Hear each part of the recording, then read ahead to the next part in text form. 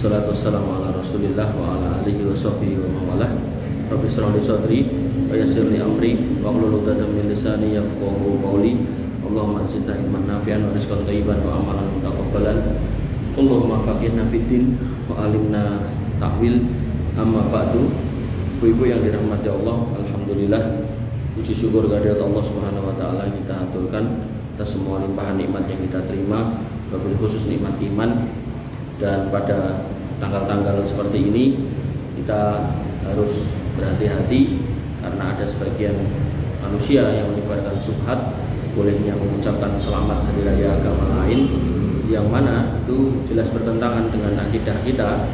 Kenapa? Karena Allah sendiri yang mengatakan laqad kafara alladziina qalu innallaha salisu salasa. Sungguh telah kafir orang yang mengatakan. Artinya perkataan itu bisa menyebabkan kekafiran, walaupun mungkin KTP-nya nggak tiba-tiba berubah. Tadi ada video ibu-ibu pakai jilbab, apa nek saya mengucapkan selamat hari bapak saya terus jadi bapak-bapak ya. Apa kalau saya mengucapkan selamat hari anak sedunia terus saya berubah jadi anak-anak. Yaitu kalau bahasa Imam Ali, qaulul haq urida bihal batil. Kalimatnya kayak benar tapi yang dia maksud adalah sebuah kekeliruan. Di mana keliruannya adalah yang namanya keyakinan atau akidah itu rangkaian dari apa yang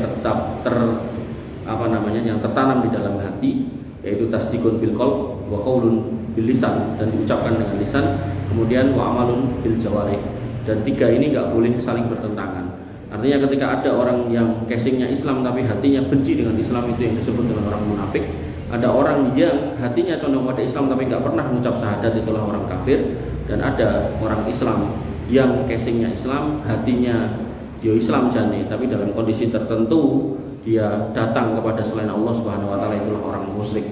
Makanya yang disebut orang beriman itu adalah orang yang sinkron antara hati, lisan dan perbuatan. Sehingga sebagian ulama itu ketika ditanyakan, ketika ada orang yang beriman tapi nggak pernah sholat, maka ulama itu malah justru balik bertanya, mana ada orang punya iman tapi nggak pernah sholat. Maka yang harus kita pahami, ibu-ibu yang dirahmati oleh Allah Subhanahu wa taala, termasuk bahaya ketika kita mengucapkan selamat hari raya agama lain, termasuk kemudian membuat spanduknya, apalagi sampai ikut dalam acaranya, apalagi sampai mendatangi pesta-pestanya. Maka hal-hal seperti ini harus kita jauhi. Karena Allah Subhanahu wa taala tadi mengingatkan pada Quran surat Al-Kahfi tadi, wa yundirul ladzina qalu, gimana tadi bunyinya?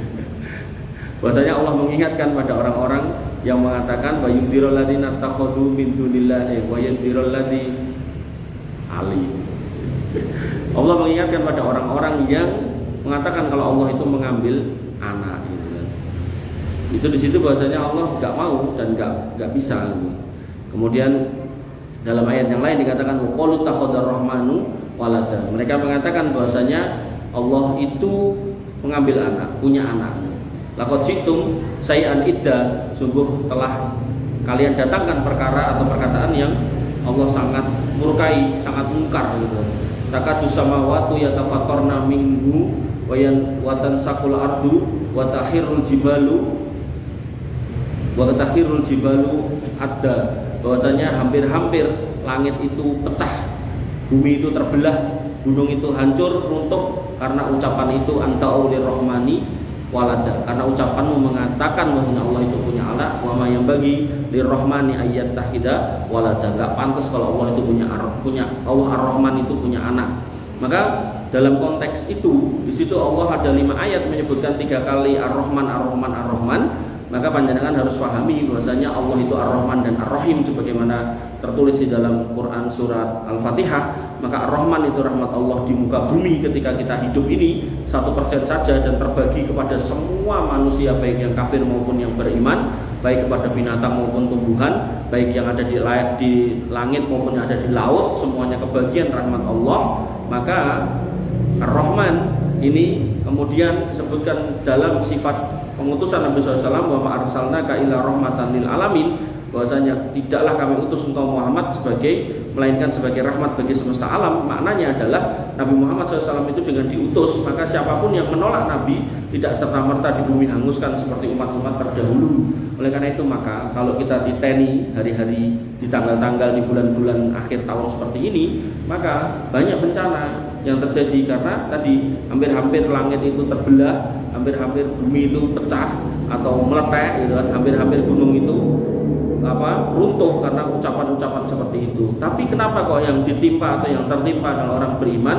Karena liyabluwakum ayyukum ahsanu amala, agar kemudian mana di antara kita itu adalah keluar menjadi orang-orang yang teguh dalam keimanan. Maka ini dipertegas dengan hadis tentang Dajjal. Al-Masih Isa itu gelarnya Al-Masih, Dajjal juga Al-Masih. Bedanya yang pertama adalah diberikan wahyu diurapi sehingga dia menjadi seorang nabi. Yang satunya gak pernah diurapi, gak pernah diberikan wahyu, tapi diberikan keistimewaan, tapi dia minta diakui sebagai Tuhan. Yang satunya diakui manusia sebagai Tuhan tapi gak mau. Yang satunya gak ada wahyu bahwasanya dia itu Tuhan atau nabi, tapi dia minta diakui sebagai Tuhan.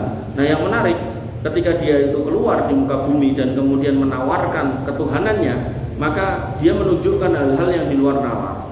Jadi ketika dia datang kepada suatu kaum yang kaum itu makmur, kemudian kaum itu menolak ketuhanan dia atau permintaan dia menjadi Tuhan, maka begitu ditinggalkan tiba-tiba kaum itu menjadi kaum yang kering, yang kemudian pertaniannya rusak, yang miskin dan seterusnya.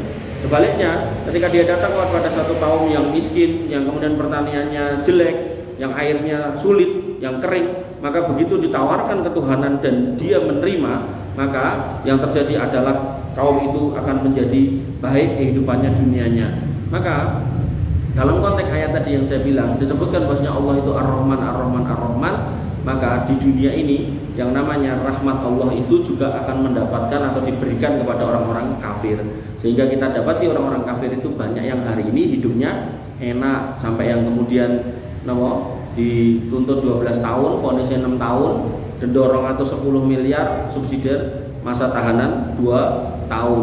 Artinya kalau di roto-roto berarti setahun niku nyemplung penjara ning disamoni 105 miliar. Niku nek ditawake ten bojone jenengan, bojone mikir-mikir jenengan mesti wis nyurung, wis sok mangkat to gitu.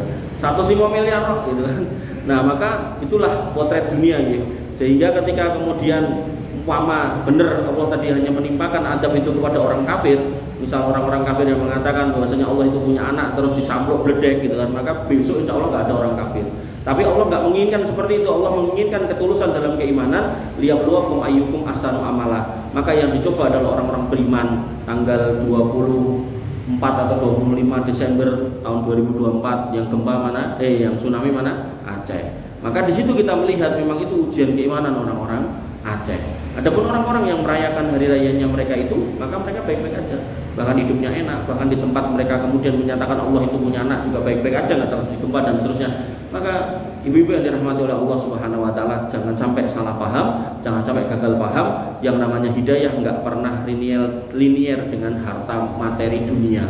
Makanya di dalam Islam orang yang mendapatkan harta itu berarti mendapatkan nikmat ketika dia orang beriman. Tapi kalau itu adalah orang kafir maka itu adalah istidroj. Bagaimana panjenengan pernah atau mungkin sering mendengar bagaimana Qarun, orang yang ingkar pada Nabi Musa, itu kemudian ditenggelamkan ke dalam perut bumi dengan hartanya. Begitu pula Fir'aun, orang yang ingkar juga kepada Nabi Musa, ditenggelamkan dengan kerajaannya, dengan kekuasaannya, dengan pasukannya ke dalam lautan. Itu menjadi potret bahwasanya gak selalu ya. Orang itu kalau menyatakan beriman terus hidupnya mudah, biasanya juga malah dicoba, apalagi yang sedang hijrah. Biasanya di situ ada proses cobaan untuk meneguhkan lagi langkahnya, tenanan apa enggak yang hijrah.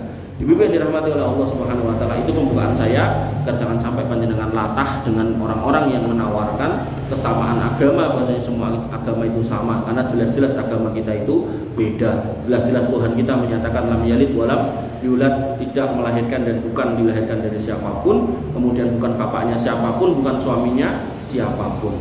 Maka kita lanjutkan materi kita, yaitu terkait dengan parenting. Pada bab yang ke-6 kita refresh dikit. Di situ ada fase pendidikan kemandirian pada usia 21 sampai 24. Selikur, rolikur, telulikur, patlikur, likur, linggih kursi. Artinya pada usia-usia seperti itu Anda jenengan punya tugas untuk memandirikan putra-putra panjenengan, karena jenengan kita nggak mungkin bisa menemani mereka selamanya. Umur kita pasti ada batasnya, dan aku sudah mengabarkan antara 60 sampai 70, sedikit yang lewat dari situ. Dan kalaupun jenengan sampai di umur 70 plus, terus jenengan tetap diganduli putrane kon nguripi, kon nyangoni, kon ngekei, insya Allah itu juga bukan perkara yang mudah, itu perkara yang sulit, kecuali jenengan hari ini hadir menjadi wanita yang mungkin secara finansial berlebih lah, mungkin itu masih bisa lah gitu. Walaupun seperti itu, ketika meninggalkan anak yang tidak bisa berdikari itu juga sebuah PR, karena nanti kalau jenengan meninggal, jenengan dumkan warisan, dia entuk akeh dia cepet entek, karena orang yang kemudian hanya bisa menghabiskan, dia nggak akan pernah bisa berpikir untuk mengembangkan. Makanya pada usia likur tadi, selikur, rolikur, telulikur, patlikur, diharapkan seorang muslim menghadirkan anak-anaknya sebagai orang-orang atau pribadi-pribadi yang mandiri. Dan hari ini tuntutan itu ngapunten tidak hanya ada pada laki-laki tapi juga perempuan. Artinya gini, ketika zaman dulu ketika ada seorang sahabat yang meninggal dalam jihad atau dalam dakwah, maka jandanya itu diopeni sama Baitul Mal. Tapi hari ini ketika ada seorang wanita yang kemudian dia cuma di rumah menunggu suaminya untuk memberi nafkah, dia nggak kreatif ngapa-ngapain, dia diem aja di rumah, bahkan sosok ya mau nontoni live Shopee gitu kan, pokat paket, maka yang dikhawatirkan adalah ketika suaminya yang ditunggu itu nggak pernah pulang, sedangkan dia nggak kreatif, yang dikhawatirkan nanti dia pun juga akan bingung untuk ngopeni. Dan sudah beberapa kasus nongol di berita baik online maupun media, itu terlihat bagaimana ada seorang wanita yang kemudian ketinggalan anak 2 atau 3, belum dijalani hidupnya, belum ikhtiar maksimal, dia sudah menyerah duluan, anaknya diomeni racun. Nah, maka hal-hal seperti ini harus kemudian kita cegah, kita antisipasi. Jadilah wanita-wanita yang kreatif, yang bisa berkarya meskipun dari rumah. Artinya kita harus memanfaatkan media yang ada. Jangan cuma kita menjadi konsumen, tapi jadilah produsen. Maka produsen inilah yang kemudian akan menghasilkan, dan hasil inilah yang mungkin akan meringankan beban suami jenengan. Syukur-syukur kalau suami jenengan ternyata memberinya berlebih, itu bisa kemudian jenengan simpan. Barangkali nanti sederek jenengan, barangkali orang tua jenengan itu membutuhkan, maka jenengan bisa membantu tanpa harus merusoi dapur rumah sendiri, tanpa harus membebani tulang punggung suami jenengan. Karena yang namanya tulang punggung geger niku nek ngangkate melebihi beban bisa ceklek. Nek wis ceklek akhirnya jenengan dhewe yang susah. Ibu-ibu yang dirahmati oleh Allah Subhanahu wa taala, selikur, rolikur, telulikur, patlikur. Lalu selawe, pada usia dia selawe 25, maka seorang orang tua itu harus kemudian mulai berpikir, selawe niku napa seneng-senenge lanang karo wedok. Sehingga disitulah orang tua harus kemudian menanamkan etika-etika. Kowe dadi wong wedok aja gampangan karo wong lanang, kowe dadi wong lanang aja gampangan karo wong wedok, dan itu harus dijelaskan. Yang belum lama saya melihat video di media sosial, saya nggak tahu itu video kapan, tapi miris. Jadi ada sebuah kayak losmen gitu, tapi modelnya kamar-kamar kayak rumah gitu, tapi kamarnya banyak. Itu digerebek sama warga, sama aparat kelurahan. Itu kalau nggak salah ya, saya melihat itu mungkin 3 atau 4 atau 5 pasang SMP. Lanangnya SMP, wedok SMP. Dan aku namanya warga ya, bapak sing lanang dikoplok nane sing wedok niku yo ngelapi, aduh kasihan, sakit, astagfirullah. Saya tuh kalau melihat kayak gitu yo gemes gitu. Nah, maka ibu-ibu yang dirahmati oleh Allah Subhanahu wa taala, itu benar-benar menjadi catatan buat kita hari ini. Kalau jenengan punya putra enggak jenengan jaga, yang rugi nggih jenengan sendiri. Dan itu benar-benar terjadi, bagaimana ada ratusan atau mungkin puluhan anak di Ponorogo, di Sukabumi atau Tasikmalaya yang mengajukan dispensasi nikah. Dispensasi nikah niku napa? Sakjane urung wayahe nikah ning kudu dinikahke mergo wis bacot meteng dhisik. Nah, ini sebuah potret bagaimana kemudian pendidikan kita secara umum itu tidak menghasilkan akhlak yang baik, maka itu dikembalikan kepada orang tuanya. Sehingga panjenengan ketika sudah ngeterke bocah jenengan, apakah ke sekolah ataukah ke pesantren, jangan pernah punya pendapat kalau itu sudah menyelesaikan masalah. Itu cuma wasilah, itu cuma sarana. Sisanya jenengan tetap harus kontrol. Nggak bisa kemudian jenengan lepaskan, terus jenengan katakan Pak Ustadz, jazakillah. Enggak, Pak Ustadz ini tanggung jawab jenengan, 100% tanggung jawab jenengan. Nggak bisa. Bahkan saya punya santri-santri yang levelnya kuliahan itu sudah saya desainkan usaha gini, tinggal jalan ke aja. Niku cara niku kolam lelene mati, cara niku pitike kering, cara niku napa manuk-manuke mati gitu kan. Jadi kalau udah nggak ada kerenteking hati gitu kan, maka susah gitu kan.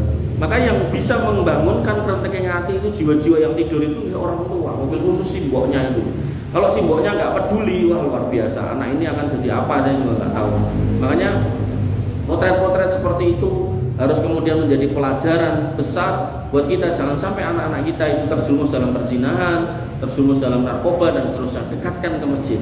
Karena berkali-kali saya ulangi terus bahwasanya Nabi SAW mengingatkan ketika kita masih mau sering ke masjid, imam untuk sholat, imam untuk majelis ilmu wabil khusus, maka di situ akan Allah berikan sakinah, ketenangan, kemudian Allah berikan rahmat, kemudian Allah akan buat malaikat-malaikat itu menaungkan sayap-sayapnya pada mereka yang mau berkumpul di masjid, diberikan doa-doa, dimintakan ampunan oleh para malaikat, dan Allah sendiri menyebut-nyebut nama panjenengan yang hadir di masjid. Ya kebetulan ini majelis ibu-ibu, berarti nek ada putra atau putri perempuan gitu diajak atau apa-apa. Walaupun ini temanya parenting ya nggak apa-apa, enak. Dan saya tuh kalau jelaskan soal keluarga, jelaskan soal pendidikan anak, saya tuh malah paling senang itu kalau ada anaknya. Jadi bapaknya ora usah jelaske ribet, pokoke rasa jelaske ribet, engko tinggal karo mulih mlaku pokoke bakso dikandani. Piye kowe mau krungu ora sing dijelaske Pak Ustaz Kempo? Kan penak Bu. Ora usah nuturi gitu loh. Makanya saya di beberapa masjid itu saya jelaskan tentang bakti pada orang tua itu, cerita tentang bakti orang tua itu mungkin sudah 15 cerita gitu. Dan saya selalu ulangi bahwasanya mbok ya putra jenengan diajak ben yo melu krungu. Raketan ku mlebu ora pokoke nek wis tau krungu nggih penak. Tinggal dibaleni kayak mau krungu ora mau critane Pak Ustaz kayak mau. Nek bakti karo wong tuwa rezekine lancar, nek bakti karo wong tuwa dungane kabul, nek bakti kan gitu tinggal ngulangi gitu kan. Maka yang terbaik ibu-ibu yang dirahmati oleh Allah Subhanahu wa taala, ketika putra jenengan laki-laki ya minta bapaknya untuk ngejak ke masjid, ketika putra jenengan putri ya jenengan yang nyangking ke masjid, ke majelis ilmu ya. Kalau memang di rumah lagi nganggur, gak ada kerjaan, artinya kalau dia nggak sedang kuliah, nggak sedang sekolah gitu kan, maka bawa, nggak apa-apa gitu kan, nggak apa-apa. Ibu yang dirahmati oleh Allah Subhanahu wa taala. Kemudian kita tadi kan fase permulaan 25. Di 25 itu kita harus waspada. Senang-senangnya lanang wedok. Nah, sekarang fase pendidikan di usia 25. Nah, 25 itu benar-benar wis wayahe nikahke sakjane. Sehingga jenengan harus kemudian memasang strategi piye carane iki entuk mantu sing apik. Ampun sembarangan gitu kan. Cara wedhus niku nek wedhus lanang metenge wedhus wedok niku sing di wedhus wedok mungkin moro ning gone sing di wedhus lanang. Matur nuwun nggih, Bu Pak, wedhus jenengan sampun metenge wedhus kula. Tapi nek konteknya manusia enggak bisa seperti itu. Makanya manusia dalam hal ini putra jenengan, wabil khusus yang putri, itu enggak bisa kemudian dicarikan pasangan sembarangan. Orang tua harus memastikan dia mendapatkan laki-laki yang sholih. Dan enggak cuma sholih, sampai dikatakan bahwasanya wanita itu harus mendapatkan laki-laki yang berakhlak. Makanya disebutkan dalam sebuah hadis, idza ja'akum man tardawna dinahu wa khuluquh. Kalau yang datang kepadamu ini adalah laki-laki yang kamu ridhoi agama dan akhlaknya. Jadi ada dua untuk laki-laki, fazawwiju, nikahkan. Artinya kalau jenengan ridho, oh iki masih iki sergep ning masjid berarti agamane pun apik tau, pun sae tau. Nah, kemudian jenengan lihat bagaimana akhlaknya. Oh ternyata omahe ning Langenarjo goleki dusune pundi, RT-ne pundi. Ya tekokke ten RT-ne masih kayak piye. Atau tekokke ten takmir paling dekat dari masjid, dia sikapnya gimana. Atau tanyakan kepada tetangganya. Atau kalau dia kemudian kerja di satu tempat, tanyakan kepada teman kerjanya. Dan itu tugas itu biasanya wong tua. Umumnya orang tua di Indonesia ini mboten nglakoni. Makanya yang pernah saya sampaikan di sini mungkin itu ada seorang ulama yang kemudian dia punya murid kesayangan, dan murid kesayangannya ini saking sayangnya pada gurunya, dia kemudian nelpon gurunya dan dengan percaya diri dia mengatakan, "Syekh, izinkan saya menikahi putri jenengan." Padahal ya orang ngerti anaknya wedok sing pundi, tapi dia tahu nek saya ini punya anak perempuan. Artinya tidak kemudian duding sing kae atau kui gitu mboten. Kemudian syekhnya pun menjawab, "Oke, entenono seminggu gitu." Dan muridnya pun juga nggak banyak nanya. Nah, begitu seminggu ditelepon, "Syekh, udah seminggu. Gimana? Lamaran saya diterima apa enggak?" Kata syekhnya, "Tak terima." Gitu. Terus kemudian yang terjadi, murid ini baru kemudian mengungkapkan penasarannya, kenapa harus nunggu seminggu? Bukankah jenengan sudah tahu saya ini murid jenengan? Jadi beliau adalah Syekh Utsaimin rahimahullah, kemudian muridnya Syekh Khalid Muslim. Syekh Khalid Muslim sudah masih hidup, kalau Syekh Utsaimin sudah meninggal. Itu mufti Saudi Arabia pada waktu itu. Nah, kemudian Syekh Utsaimin mengatakan, aku butuh waktu seminggu untuk memantau bagaimana akhlakmu di masyarakat, di rumah, bagaimana interaksimu dengan keluargamu. Dan aku sudah sebar orang untuk mencari informasi itu, dan aku yakin kamu laki-laki baik yang akan menjaga putriku. Maka serahkan putrinya. Nah ini loh laki-laki orang tua yang bertanggung jawab atas anaknya, dan begitu itu sudah dipindahkan, maka tanggung jawab atau beban tanggung jawab yang tadinya di pundak kita sudah berpindah. Sisanya tinggal muri-muri, mantune kon sabar, ngoten. Maka yang terjadi hari ini, begitu datang anggar numpak mobil, numpak motor api, anggo dasi, klambi alus, ya, mesti ditompo. Bar niku geger ning rumah tangga diceritane anake ditempeleng bojone ora apa-apa sabari. Terus oleh bali neh iki lho motoku wingi ireng siji kanan, saiki ireng loro kanan kabeh, ora apa-apa mlakumu jejeg gitu kan. Timbang iku dadi rondo. Jadi bener-bener ada wanita-wanita yang kemudian di kampungnya itu ketika menjadi janda itu seolah-olah itu terhina itu, hina, sehingga dia lebih baik diperlakukan dolim sama suaminya sedemikian rupa daripada harus menjanda. Sampai dulu saya pernah punya karyawan itu, dia cerita, jadi suaminya itu pulang itu nggawa gendaannya gitu, ke daerah Hitan gitu, kan adem gitu. Jadi nek wis rampung berzina niku terus sing lanang ngomong sing wedok godhokno aku banyu. Kula nggih terus ngomong karo dhewe niku, ngono piye kok lakoni Mbak niku. Lah pripun tenggen kula niku nek dadi rondo niku elek banget kok kesane kok malah. Itu loh, hal-hal seperti ini harus dicegah.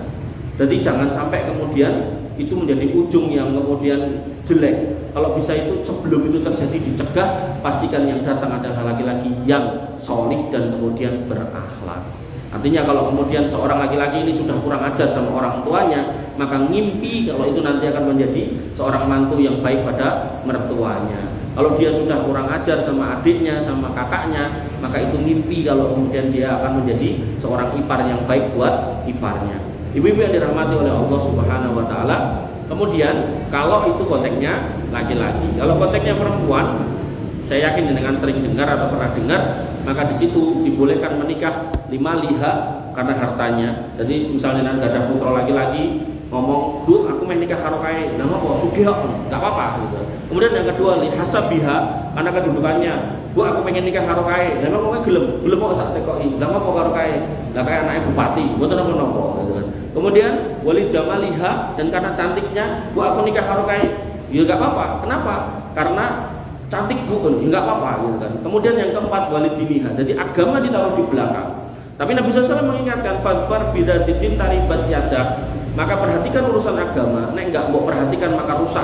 Maksudnya apa? Seorang laki-laki fitrahnya itu adalah fitrahnya itu adalah pemimpin di rumah tangga. Artinya ketika istrinya ini berawal dari wanita yang mungkin secara ilmu agama kurang, mungkin diawali karena sugih tadi motivasi nikahinya, atau karena anaknya orang terpandang, atau karena cantik agamanya kurang, maka tugas laki-laki mendidik. Nah niku. Jangan sampai kemudian terbalik, wis dinikahi karena sugihe, neng kemudian nggak pernah dididik, dinikahi karena cantiknya nggak pernah dididik, wis dinikahi karena dia anak orang terpandang nggak pernah dididik. Akhirnya terjadilah apa yang jenengan lihat. Bagaimana ada laki-laki yang kemudian disetir sama istrinya, bahkan ketika istrinya bermaksiat pun laki-laki ini nggak berani mengingatkan. Itu yang disebut oleh Nabi SAW sebagai dayus, seorang laki-laki yang diam ketika istrinya berbuat maksiat. Makanya saya kalau kajiannya laki-laki, saya bilang dini hadis ini bukan berarti jenengan kan dadi ustad Pak, mboten. Jenengan punya kewajiban majelis ilmu, kudune nek saged bendina. Cara ora saged mboten bisa, enggak punya waktu, nggih sak sagete, isone Senin tok apa Kamis tok atau Senin Kamis nggih mboten napa-napa. Niku ya ora iso, paling ora pas Jumatan aja turu rungokno khotib niku ngomong napa, dari situ jenengan rekam, syukur-syukur jenengan catet nggih entuk, lah mengke mulih dikandhake bojone, diceritake. Nah, transfer ilmu ini yang akan kemudian ngeyemke ati. Makanya ketika dikatakan orang-orang yang menikah Wa min ayatihi an khalaqalakum min anfusikum azwaja. Orang-orang yang menikah itu akan mendapatkan litaskunu ilaiha sakinah. Maka sakinahnya orang yang menikah di awal nikah niku biasanya ya 1 sampai 3 bulan pertama seolah-olah menjadi raja dan ratu, dunia milik berdua, yang lain ngontrak gitu kan. Mung 3 bulan pertama sisone bar niku nggih tetep pegel mikirke butuh. Makanya sakinah kelanjutannya itu harus dihadirkan dengan majelis ilmu. Makin sering majelis ilmunya, makin rutin, insya Allah sakinahnya itu makin hadir terus. Termasuk ketika minimal pas Jumatan niku lho. Nah, maka ketika laki-laki ini datang Jumatan rangrumoke, bahkan sampai punya slogan tempat paling enak dienggo turu adalah pas khotib naik mimbar. Mulai ya otomatis oleh-oleh berkatnya teniki. Dilalah bojone ya sing diharap-harap ya iki ora ilmune. Ya wis, gak ketemu akhirnya. Yang terjadi begitu enak masalah sithik bledos, padahal sing lanang sregep Jumatan, ning pas ning masjid turu gitu kan. Dilalah garwane ya ora tau takok. Sampai ada seorang bapak ngomong, "Lah bojoku tak kandhani lho, tak kuwi malah nesu kok." Kandhani mau kok dhewe muni ngene-ngene, ora usah kandhani kaya ustaz wae, muni ngono. Ya kula ajari meneh ya anu jenenge wong lanang ketemu wong wedok ngono to, kula ajari carane Pak dijak ngemol sik, blonjo, lah engko karo digoncengke diceritani mau kok tipe muni ngene. Insyaallah anteng nek ora dijajake bakso apa mie ayam. Apa yo meh ngono terus ta lha piye salah dhewe milih-milih dhewe. Nah, maka ibu-ibu yang dirahmati oleh Allah Subhanahu wa taala, sehingga dengan duduknya panjenengan di majelis ilmu seperti ini itu sama dengan panjenengan itu seolah-olah punya usaha yang meringankan beban tulang punggung jenengan, yaitu suami jenengan. Jadi hampir mirip kayak seolah-olah jenengan itu punya bisnis sendiri yang kemudian nek garwane ngekeki akeh, alhamdulillah nek kurang jenengan bisa nyukupi dari apa yang jenengan hasilkan, termasuk ilmu. Jadi termasuk nafkah batiniyah. Itu kalau orang umum niku menangkapnya ya cuma soal urusan ngapunten seksual. Padahal yang dimaksud nafkah batiniyah yaitu kewajiban seorang laki-laki mendidik istrinya. Sekali lagi, mendidik niku nggak harus jadi ustadz, diajak pengajian bareng nggih entuk, atau kalau dia ngaji, dia nyadat, dia dapat ilmunya disampaikan ke istrinya. Nah, istri yang baik, istri yang sholihah itu selain ngenteni berkat niki niku kudune juga ngenteni ilmune.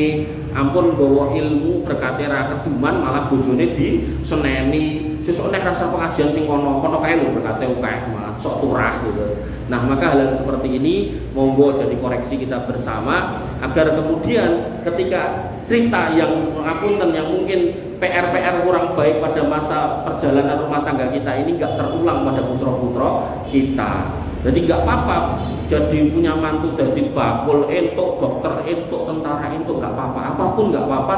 Sing penting tadi lho, mau ke masjid mendengarkan minimal pas khotbah Jumat ora turu. Syukur-syukur dia punya majelis ilmu yang lain niku langkung sae. Dan kemudian istrinya juga orang jaluk duit atau ngenteni nafkah dalam arti duit atau kemudian dalam arti urusan hubungan badan enggak, tapi lebih kepada termasuk yang harus dia minta adalah ilmu dari suaminya. Walaupun itu cuma ilmu catatan dari pengajian yang dia datang, enggak apa-apa. Ngoten nggih. Jadi jangan sampai duitnya telat iso nesu, kosok ora tau diajari napa agama sama suaminya dengan anteng-anteng mawon niku nggih kurang tepat. Ibu-ibu yang dirahmati oleh Allah Subhanahu wa taala. Jadi beda nggih mencari mantu laki-laki sama mencari mantu perempuan. Nek laki-laki harus yang soleh, karena laki-laki ini yang memimpin. Nek perempuan solihah itu ditaruh di belakang. Kenapa? Karena hakikatnya kalau dia cantik, sugih atau anak wong terpandang, suaminya yang wajib memenuhinya, suaminya yang wajib melengkapinya. Makanya suami yang cerdas kudune lho ya, kudune dia nggak pengen banyak PR. Gampangnya ngeten, wong ayu sok-sok ora kudungan, sehingga dhek yo kudu ngongkon kudungan, nyadarke nek kudungan wajib termasuk nukoke kudu. Wong lanang nek cerdas kudune golek sing wis kudungan. Mergone napa? Rasa nukoke kudung, rasa dadak ngandani. Termasuk ngapunten sok-sok gitu kan. Nek wong terpandang sok-sok salate bolong, sehingga nek dinikahi ya kudu ngandani nek salate wajib, termasuk nek ra iso salat ya kudu ngajari, itu kewajiban suaminya. Tapi kalau kemudian laki-laki ini cerdas ya paling gampang ya golek sing wis pinter salat, nek perlu ya ustadzah sisan gitu kan, nah gitu, sehingga itu paling mayar, paling gampang orang sengadani gitu kan, supaya sholat mangkat dewe gitu kan. Nah kemudian termasuk yang apa tadi, harta yang sugih juga sama. Orang-orang sugih gitu biasanya gitu sok-sok nopo males ngaji, sehingga nopo harus ngandani nek ngaji kuwi apik, nenangke hati, bisa kemudian punya komunitas orang-orang yang soleh solihah dan seterusnya. Nah engko nek kuwi yo ora gelem cek dadak ngandani dhek ngaji dadak critake aku mau ngaji ngene-ngene kuwi yo ora gelem ngrungokke gitu kan. Maka laki-laki yang baik harusnya kemudian dia mencari yang aman, yang orang marai mumet, yaitu wanita yang solihah. Syukur-syukur yo sugih, syukur-syukur yo kemudian anak yang terpandang, syukur-syukur yo ayu. Dan kalau cantik itu ngomongnya, nah, cantik ganteng itu ngomongnya relatif, tapi nek elek niku mutlak gitu kan. Ibu yang dirahmati oleh Allah Subhanahu wa taala. Niku fase umur masuk 25 dan 25. Jadi 25 niku pokoknya jenengan selawe. Berarti anakku iki wis seneng karo lain jenis anak wedok. Nah, berarti tinggal digoleki. Nek bapak saya dulu cerita wong tuwa iki nek anake wis mlebu umur selawe, wong nek anak wedok, wong tuwa iki cara turu wis ora penak. Nek urung ngerteni anake nikah. Dan bahkan ketika itu konteksnya adalah saudara laki-laki, kan saudara saya perempuan semua gitu. Maka laki-laki itu punya tanggung jawab di pundaknya untuk mengurusi semua perempuan yang ada di bawah tanggung jawabnya. Kalau sekarang bapak saya, ibu saya masih ada, maka kakak adik saya itu tanggung jawab bapak saya. Tapi nanti kalau beliau udah nggak ada, kakak adik saya itu tanggung jawab saya. Jadi saya harus mengurusi istri saya, anak saya, dan adik dan kakak perempuan saya. Niku nggak banyak laki-laki yang menyadari. Biasanya yo wis nikah wis wae karo adike ora diurus gitu kan. Nah, maka dalam ilmu manajemen resiko, maka mitigasi resiko terbaik seorang laki-laki itu adalah menikahkan saudaranya perempuan ini. Jadi nek bapaknya tadi kurang iso nemokke jodoh yang baik, adiknya atau kakaknya ini harusnya terlibat aktif mencarikan. Karena nanti nek nganti ra ketemu jodoh, maka kewajiban jogoni saudara perempuan ini di pundak laki-laki. Ning sayang 1000 sayang, banyak laki-laki enggak paham ini. Jadi nek wis nikah wis rumangsa pisah, mbake karo adike wis ra diurus, ra nikah nganti tuwek ya wis ben, ngapunten sampai ada perempuan yang kemudian bolak-balik datangkan laki-laki yang kemudian di situ dia berzina berkali-kali juga masih sing ngomongnya soleh ya meneng ae gitu kan. Maka hal-hal seperti ini kurang tepat gitu. Yang harusnya dipahami oleh semua laki-laki bahwasanya tanggung jawab di pundak dia adalah semua perempuan yang ada di keluarganya, dari mulai ibunya, kakaknya, adiknya, termasuk istrinya dan anak perempuannya. Itu semua tanggung jawab laki-laki.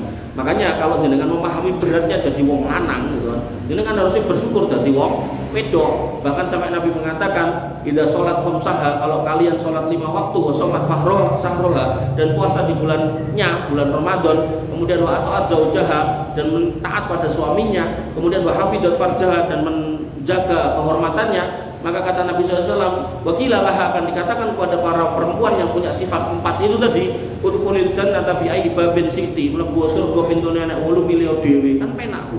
Tapi laki-laki enggak, terus kon ngurusi wong wedok sakmono kae, bahkan orang tua nganti tua itu pun juga tanggung jawab laki-laki. Kemudian adiknya yang tua, mungkin adik udah nikah tapi kemudian jadi janda niku nggih tanggung jawab laki-laki, sak ponakan-ponakane juga tanggung jawab laki-laki.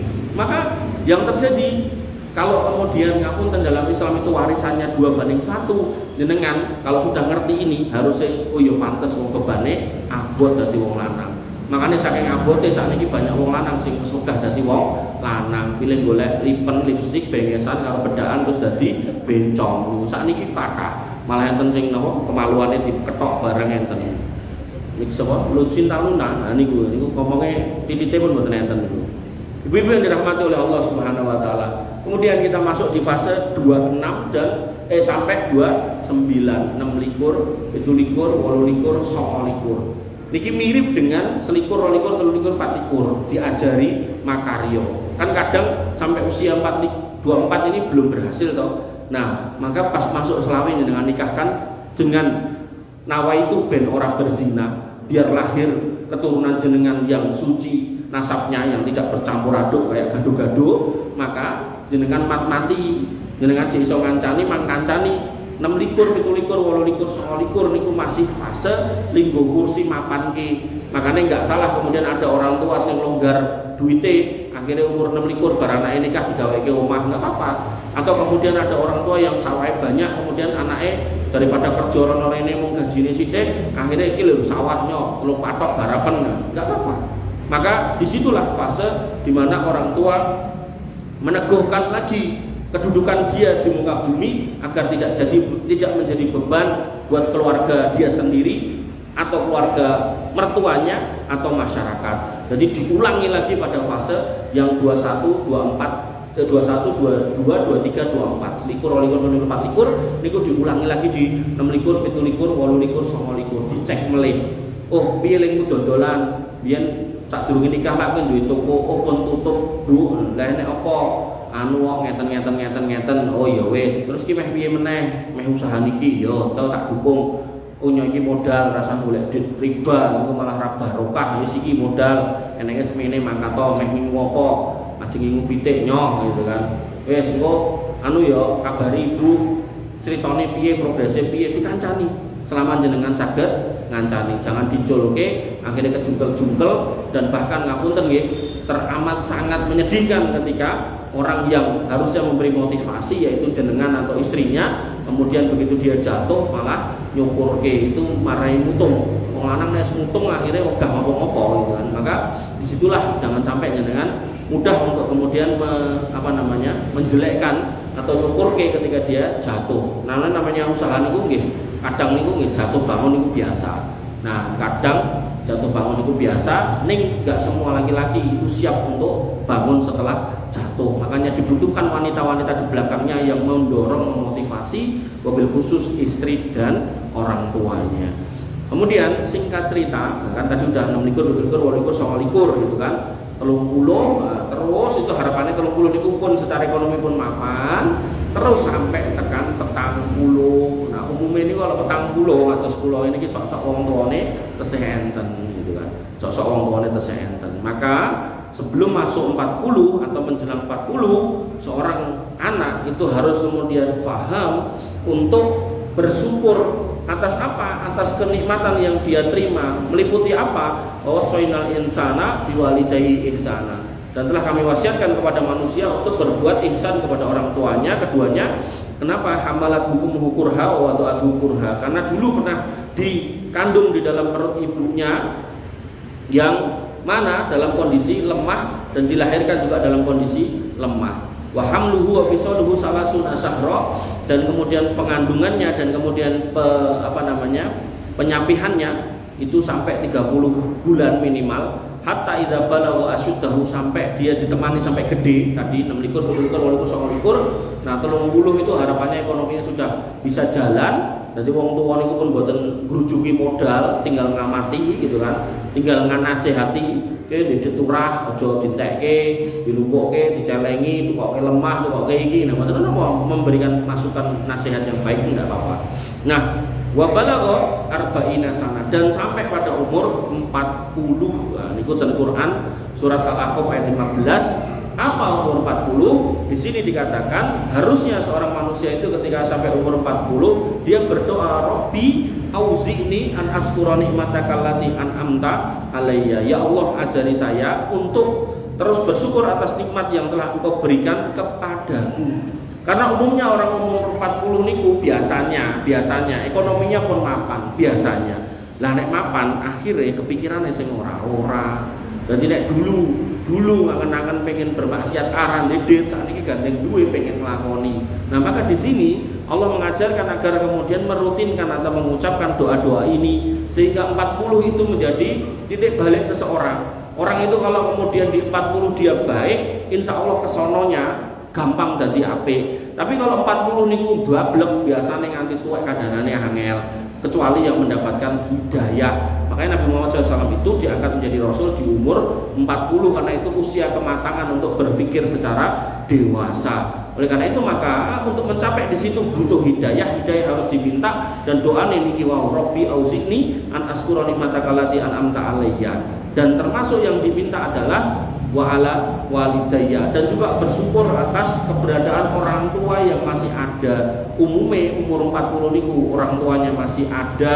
Bersyukur kenapa orang tua kok masih ada, karena orang tua itu kalau ada dua-duanya maka dua pintu surga terbuka lebar untuk anak itu. Ketika tinggal satu maka satunya tertutup. Ketika kemudian sudah nggak ada, maka pintu surga yang didapat atau bisa dimasuki melalui jalur bakti pada orang tua, hakikatnya dua-duanya sudah tertutup. Maka ketika ada orang tua, maka anak ini harus minta kepada Allah untuk dikuatkan, nyabari wong tua. Karena nek 40 biasanya wong tuane tambah tua kelakuannya atau sikapnya kembali kepada anak-anak. Wa yuraddu ila ardalil umur, tua akhirnya caper niku kata ora loro ngomong loro gitu kan, pengen diparani anake mergone anake sibuk ra teko-teko, akhirnya telepon aku loro, bareng tekan rumah gerah napa Bu, ora apa-apa kok iki mau mung ketibanan napa ulek-ulek ya gitu kan. Nah, hal-hal seperti itu biasa, dan anak harus kemudian sabar karena memang ya seperti itulah siklusnya. Dan kesabaran itu membuahkan bakti yang baik seorang anak kepada orang tuanya. Karena nggak sabar, dengan mungkin harus tahu krungu beritane belum lama ada seorang polisi yang ngeprok si boe nganggo tabung 3 kilo mati boe. Kemudian di Medan ada seorang anak muda kayak ini mulai di atas jam 12 dileke boe, malah boe dipateni gitu. Saiki ganas-ganas bocah saat ini gitu. Oleh karena itu maka kalau nggak dididik, kalau nggak dijaga, kalau nggak diajari, artinya kalau jenengan sekarang ngerti ilmu nih nggak jenengan sampaikan, nggak jenengan ajari, dan dia nggak mempraktekkan, maka mustahil jenengan berharap dia menjadi anak yang terbaik sedangkan jenengan nggak pernah membimbing. Maka pentingnya untuk mencari ilmu lalu menyampaikannya, mengerti ilmunya, kemudian mentransfernya agar kemudian mereka bisa berjalan di atas jalan yang baik. Jadi bersyukur atas nikmat dari Allah, bersyukur masih punya orang tua, wa an a'mala sholihan tardohu, dan minta supaya diteguhkan untuk terus beramal sholih. Karena umumnya orang niku, umumnya atau kebanyakannya orang itu nggak bermaksiat karena pas lagi orang duwe kesempatan. Begitu kemudian ekonomi ini mapan, wis pikirannya ra karu-karuan. Maka pentingnya hidayah dari Allah Subhanahu wa taala. Nera ngandel. Niku wong lanang niku rata-rata pengen kawin meneh nek umur 40 luwih. Umur lagi ukuran itu wis rogah, mikir kerja. Begitu kemudian wis 40 luwih gitu kan, wis. Maka di situ godaannya enggak karu-karuan. Karena dia merasa ekonomi ini sudah baik, anak-anak itu sudah gede, cara ditinggal iso mlaku dhewe gitu kan, sehingga pikirannya niku wae gitu kan. Dan itu nek niate kawin meneh niku jek masih sesuai dengan koridor. Kadang parah meneh niate berzina, niate selingkuh gitu kan. Sampai enten sing nulis lagu selingkuh itu indah. Jadi itulah godaan setan sedemikian rupa yang membungkus manusia, bahkan pada perbuatan yang hina pun dikatakan indah, padahal Allah mengatakan wasa'a sabila, jelek. Jadi Allah mengatakan jelek, setan mengatakan indah, kan aneh gitu kan. Dan itu manusia inna nafsal amaratum bisu, berarti condongnya ya kepada yang setan tadi, mesti seneng. Makanya istilahnya uber meneh gitu kan, uber yang kedua dan seterusnya, maka itu musibah ya, musibah. Ibu-ibu yang dirahmati oleh Allah Subhanahu wa taala, maka seorang laki-laki ketika udah berumur 40 tahun dia minta diteguhkan di atas amal yang soleh yang diridhoi oleh Allah Subhanahu wa taala. Wa aslih li fi dzurriyyati, dan luruskan keturunanku, anak keturunanku. Karena umumnya kalau udah umur 40 niku nggih gadah putra, maka minta supaya anak-anaknya diluruskan. Ini tubtu ilaika, dan ya Allah saya bertobat kepada engkau, wa inni minal muslimin, dan saya benar-benar menjadi orang yang berserah diri. Jadi umur 40 itu juga harus banyak bertobat, bukan malah banyak maksiat. Ibu-ibu yang dirahmati oleh Allah Subhanahu wa taala. Kemudian pun jam 5. Niki kula simpen nggih pertemuan yang akan datang nggih.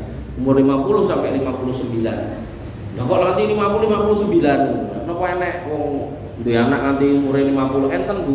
Dinten teras Belali niku enten bapak niku pas kula ngobrol wonten nggih pengajian ngeten. Terus kula tekok jenengan kok diduwe warisan dereng. Lho dereng. Popake terus enten. Terus tenane. Kan rambutnya pun putih kabeh. Jenengan pun ketok tuwek. Dadi posisi banyak jamaah. Rambutnya jenengan pun putih ganteng ngoten kok. Nggih, wis pinten? Kula nggih, swidak. Lah kok ora itu warisan apa bapake terus lha umure pinten? 100 kali. Wah, tenanan apa mboten? Tenan. Lah niku piyaine dadi nduding ten biasane sepuh dengan senderan ngoten niku to. Nah, enten mbah-mbah senderan kali ngantuk-ngantuk kajian bab subuh nonton teras lali. Jadi bapak enten 100 loro pas niku nek sakniki nggih. Berarti 100 sekawan atau 100 gangsal. Jadi ini juga perlu dipahami karena ya barangkali dengan umur sampai 150 sing ngancani putrane gitu kan. Barangkali. Nggih, Ibu yang dirahmati oleh Allah Subhanahu wa taala. Ada yang mau nanya? Enggak ada. Kita tutup. Nggih, pripun?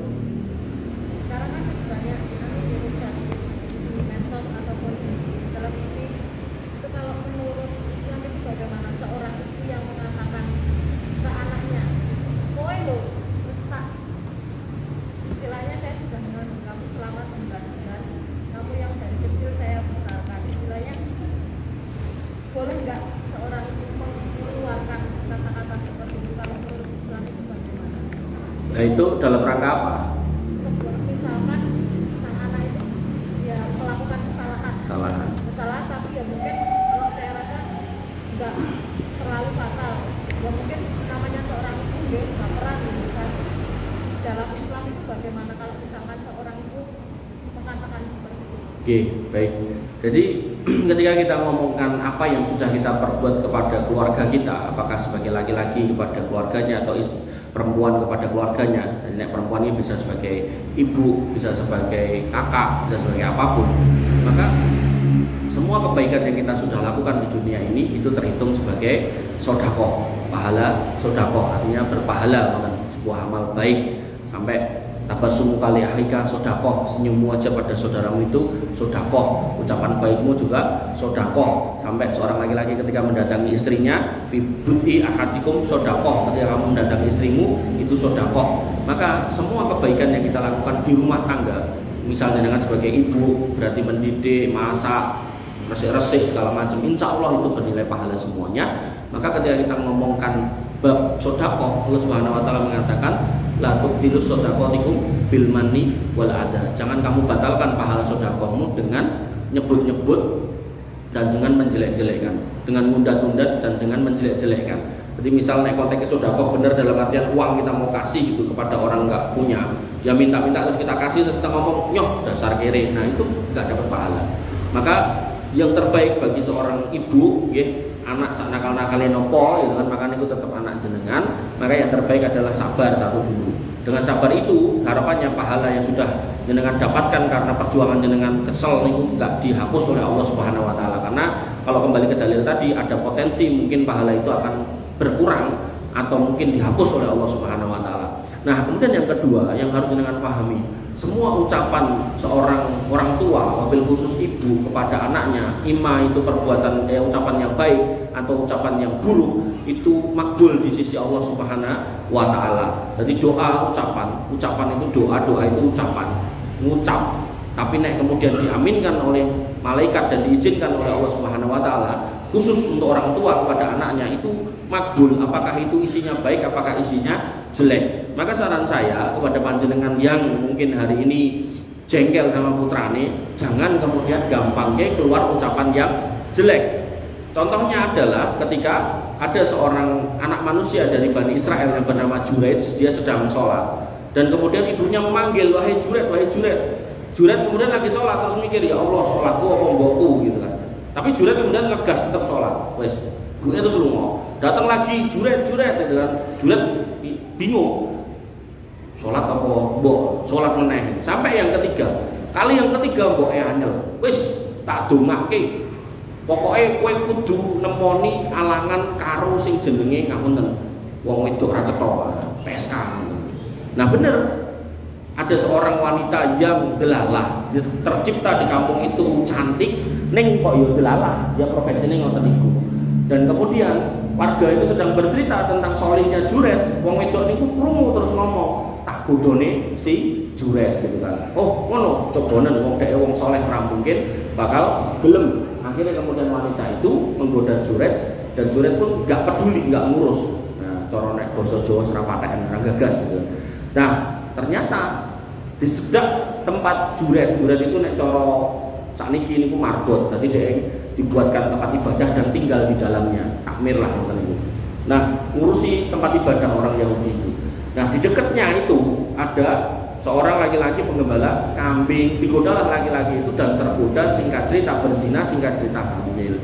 Dan kemudian wanita ini kewar-kewar di kampung situ, nek aku hamil sing menghamili Jures. Jures begitu dikasih tahu, Jures yo kaget tapi juga nggak terlalu kaget karena dia mendengar ibunya nyumpai.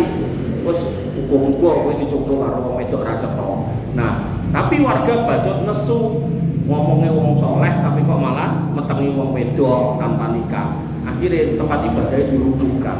Nah, begitu kemudian dirubuhkan, Jures tetap anteng sampai akhirnya wanita itu melahirkan. Begitu kemudian melahirkan, biidznillah Jures kemudian mendudul perutnya itu terus ditekoki bapakmu sopo. Terus anak itu ngomong, dan ini termasuk salah satu dari 3 bayi yang begitu lahir bisa ngomong, yaitu Isa Al-Masih. Terus wanita pada kisah Jures, anak wanita dalam kisah Jures, dan kemudian anak dari Masitoh. Masitoh itu penyisir Fir'aun. Jadi ada tukang sisir Fir'aun yang beriman kepada Allah. Nah, pada suatu ketika dia mengucap Bismillah atas nama Allah, anaknya Fir'aun terus cerita ning bapaknya, terus dia dihukum dengan cara dimasakkan air yang panas atau api yang panas, kemudian kau nyemplung terigu. Nah, dia punya anak yang masih dalam buayaan yang belum bisa ngomong sakjane. Begitu arep melompat, mbok ini pun ragu, ning anak-anak liyane pun melompat. Begitu arep melompat, anak ini sendiri ngomong, lanjutke mbok, rapopo, nyemplunglah itu mboke karo anak ini. Nah, kembali ke Jures itu, kemudian anak itu mengatakan bapakku penggembala kambing. Akhirnya warga masyarakat minta maaf dan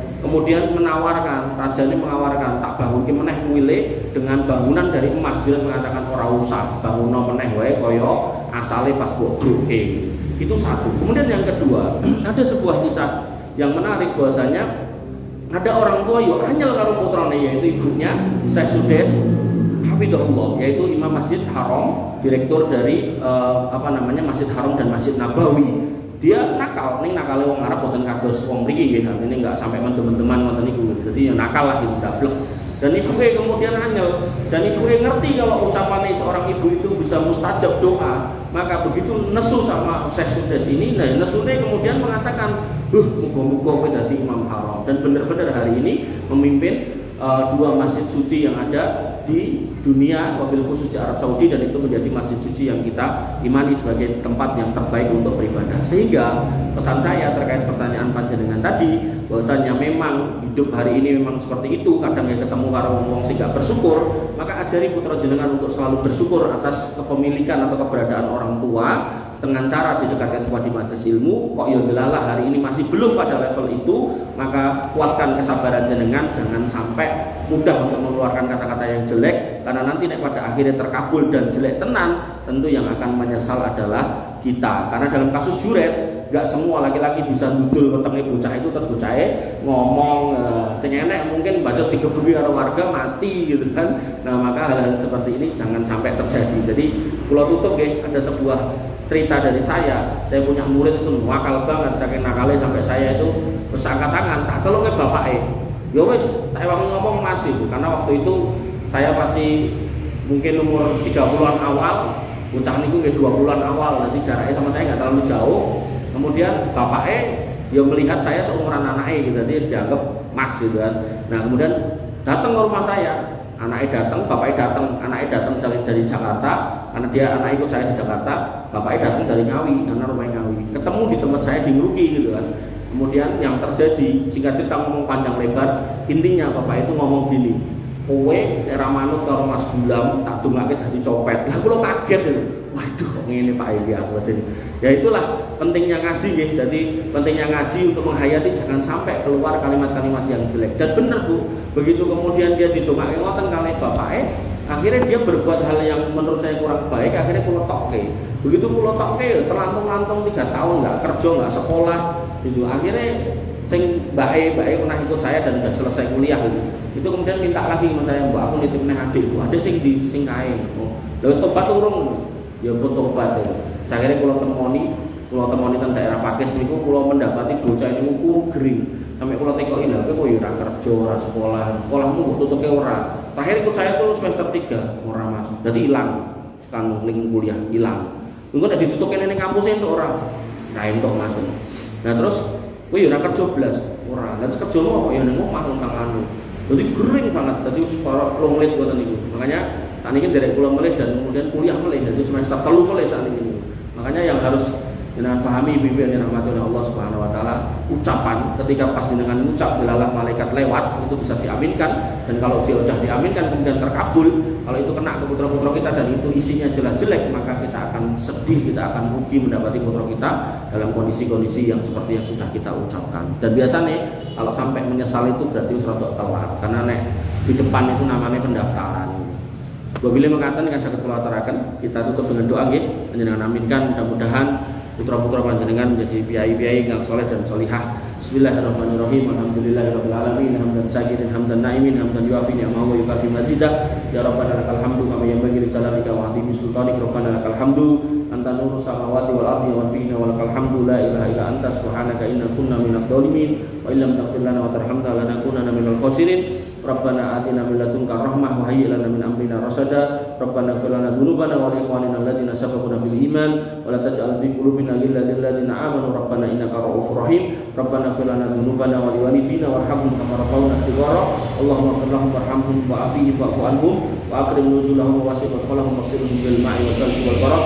Allahumma taqabbal minna siyamana wa qiyamana wa ruku'ana wa sujudana wa takhassu'ana wa tadarru'ana la ilaha illa anta subhanaka inna kunna minadh dhalimin. Wa illam taghfir lana wa tarhamna lanakunanna minal khasirin. La ilaha illa anta subhanaka inna kunna minadh dhalimin wa illam taghfir lana wa tarhamna lanakunanna minal khasirin. Rabbana hab lana min azwajina wa dhurriyyatina qurrata a'yun waj'alna lil muttaqina imama waj'alna lil muttaqina imama waj'alna lil muttaqina imama. Rabbana hab lana minas solihin, Rabbana hab lana minas solihin, Rabbana hab lana minas solihin. Allahumma ja'al auladana minas solihin waj'al auladana minas solihin waj'al auladana minas solihin ya arhamar rahimin. Irhamna faghfir lana ma qaddamna wa ma akharna wa ma a'lanna wa ma asrarna wa ma anta a'lamu bihi minna. La ilaha illa anta subhanaka inna kunna minadh dhalimin wa illam taghfir lana wa tarhamna lanakunanna minal khasirin. Allahumma qdi duyunana wasfi mardana ya khairar raziqin. Allahumma qfina bihalalika an haramika wa aghnina bi fadlika amman siwak. Allahumma inna na'udzubika minar riba wa na'udzubika minaz zina wa na'udzubika min su'il akhlaq wa na'udzubika min su'il khatimah wa nas'aluka husnal khatimah ya khairar raziqin. Rabbana atina min ladunka rahmah wa hayyi lana min amrina rasada. Rabbana atina ma wa'atana ala rusulika wa la tukhzina yaumal qiyamah innaka antas sami'ud du'a innaka la tukhliful mi'ad. Rabbana atina fid dunya hasanah wa fil akhirati hasanah wa qina adzabannar wa qina adzabannar wa qina adzabannar. Wa akhiru da'wana alhamdulillahi rabbil alamin.